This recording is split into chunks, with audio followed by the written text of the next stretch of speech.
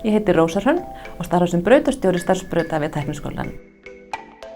Nemendur sem að sækjum á starfsbraut Tækniskólans eru flottir, öflugir, kröftugir nemendur sem að koma beint úr grunnskóla en eiga það sameiginlegt að hafa allir notið töluverðs námsstuðnings í sínum grunnskóla. Á starfsbraut Tækniskólans í dag eru rúmlega 70 nemendur, bæði í Hafnarfirði og í Reykjavík. Kennararnir á starfsbraut eru framúrskarandi með langa starfsreynslu, metnað fyrir sínu starfi, fjölbreyttan bakgrunn, eðalfólk. Hér eru ólíkir hópar í skólanum, hérna er ólíkt námsframboð og umhverfið hérna í skólanum er lifandi, skapandi, skemmtilegt, fullt af tækifærum í iðn- og tæknigreinum.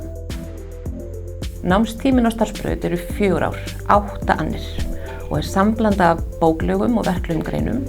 Bóklegar greinar geta verið íslenska, enska stærðfræði og verklegar greinar smíðar, upplýsingatækni eða eitthvað óvænt og skemmtilegt.